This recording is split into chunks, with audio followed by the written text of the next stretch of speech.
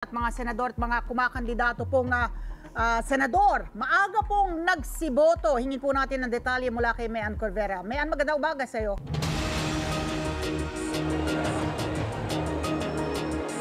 Magandang umaga, Ali at Patpi. Maaga nga nakaboto ang mga senador at tumatakbo sa pagkasenador ngayong araw ng eleksyon. Si Senate President Francis Escudero at ang kanyang may bahay na si Heart Evangelista bumoto kanina sa Buhatan Integrated School. Yan ay sa Barangay Buhatan sa Sorsogon kaninang alas 7 ng umaga. Si Senador Ramon Bong Revilla kasama ang may bahay na si Congresswoman Lani Revilla at mga anak na sina Jolo at Ram bumoto naman sa Panapaan 5 sa Bacoor, Cavite. Nag-avail naman ng kanyang rights bilang senior citizen at alas 5 ng madaling araw kanina nagtungo sa kanyang polling precinct si Senador Lito Lapid sa Porac, Pampanga.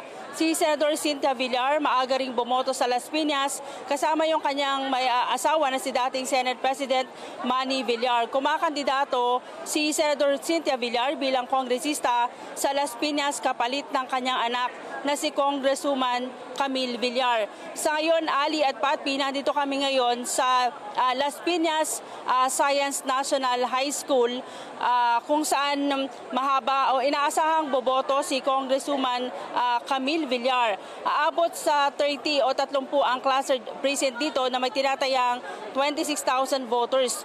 Ito na yung eskwelahan na ikalawa sa may pinakamalaking voting population dito sa Las Piñas. Sa buong lungsod, aabot sa 318,542 ang mga botante. Sa ngayon, Ali, mahaba yung pila ng mga boboto ngayon dito sa Las Piñas Science High School.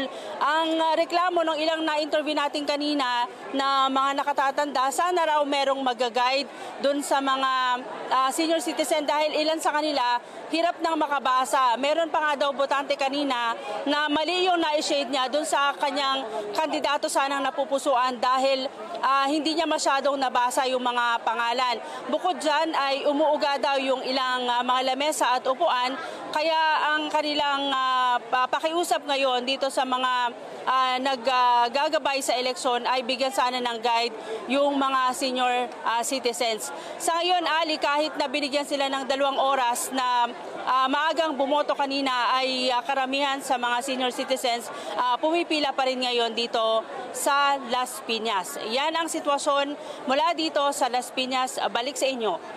Maraming salamat, Mayan Corvera, na nag-uulat live mula sa Las Piñas.